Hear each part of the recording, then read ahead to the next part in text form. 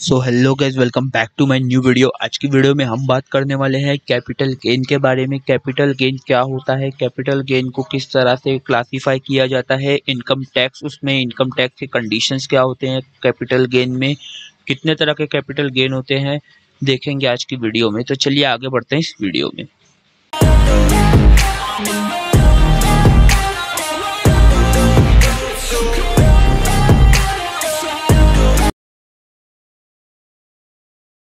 Welcome back to my new video. आज की video में हम देखने वाले हैं कैपिटल गेन के बारे में। देखेंगे कैपिटल गेन क्या होता है, इनकम टैक्स में कैपिटल गेन कब यूज होता है। तो पहला जो पॉइंट है हमारा वो है what do you mean by capital gain. Capital gain का मतलब क्या होता है। Capital gain refers to an increase in the capital assets value. जब कैपिटल की वो एसेट होती है, कोई भी एसेट आप पकड़ सकते हैं, लैंड, बिल्डिंग, मशीनरी एंड आपका कुछ स्टॉक्स है, इन्वेस्टमेंट्स है, उसे कैपिटल एसेट्स कहा जाता है। And is considered to be realised when this asset is sold. जब वो रियलाइज होती है, जब रियलाइज का मतलब होता है जब उसकी रियल वैल्यू सामने आती है। जब आप कोई एसेट को बेचते हैं, जिसे आपने 1 लाख में लिया होगा, उसे आपने 5 साल के बाद मे बी 6 लाख, 8 लाख, 10 लाख में बेचा, तो उसके ऊपर जो आपको 1 लाख का जो ऊपर आपको वैल्यू आई, जितना भी आया 10 लाख, 9 लाख, उसे आप रियलाइज्ड वैल्यू कहेंगे। वो एसेट रियलाइज हो गया बेचने के वक्त। अ कैपिटल गेन में भी शॉर्ट टर्म 1 ईयर लेस कहा जाता है। Short term 1 year less capital gain in short profit को कहा जाता है। जो प्रॉफिट आप इन्वेस्टमेंट को या कैपिटल एसेट्स को बेच के कमाते हैं, उसमें 2 तरह के गेन होते हैं। एक तो शॉर्ट टर्म, जो शॉर्ट टर्म मीन्स 1 साल के अंदर अगर आपने उसे खरीद के बेच दिया तो शॉर्ट टर्म, 1 साल के ऊपर होल्ड करके उसे बेचा तो long term. And must be claimed on income taxes. Income taxes भी उसमें लगते हैं, इनकम टैक्स भी लगता है उस पे, basis on your slab, tax slab के ऊपर डिपेंड करता है। What is capital gain in income tax? Capital gain can be defined as any profit that is received through the sale of a capital asset. Capital gain वो profit को कहा जाता है जो आपको मिलता है कोई भी कैपिटल एसेट को बेचकर। The profit that is received falls under the income category.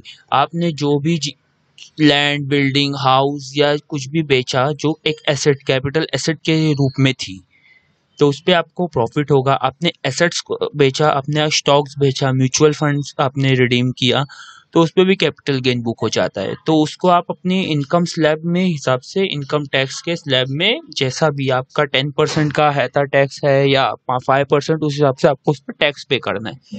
The tax that is paid is called capital gain tax and it can either be long term और शॉर्ट टर्म।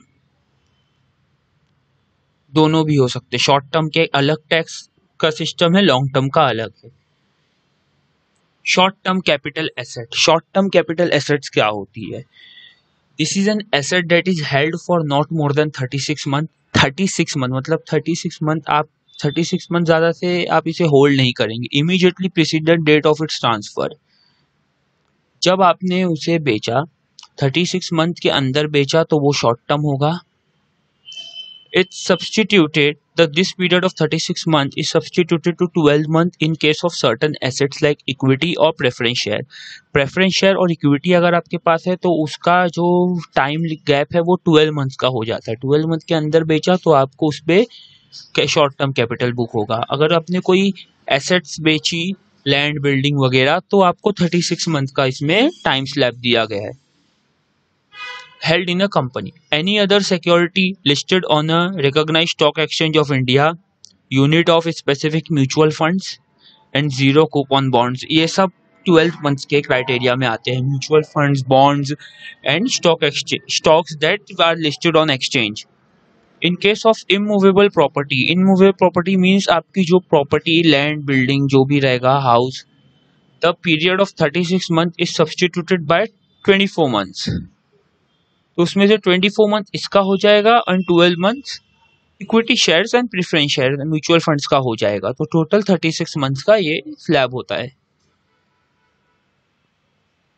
देन हम चलते हैं, next है long term capital assets.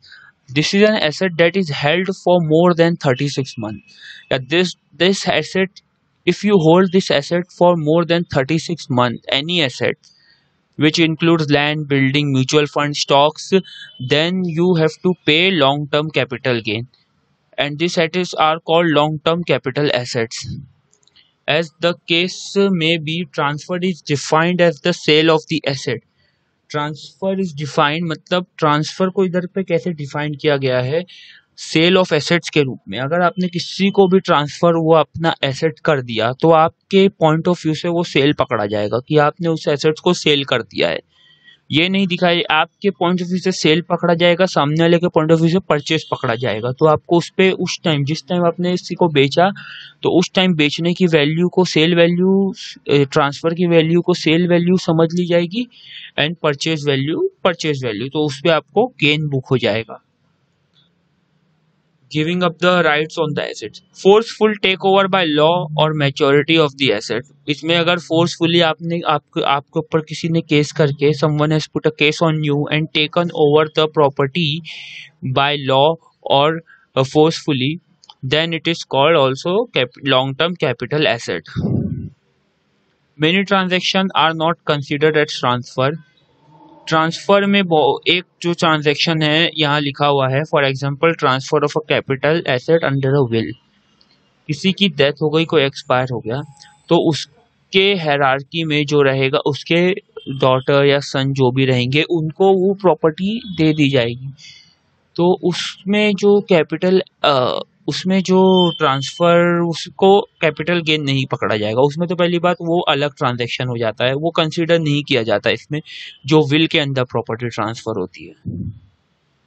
Next है short term capital gain. क्या होता है short term capital gain arising on transfer of short term capital asset.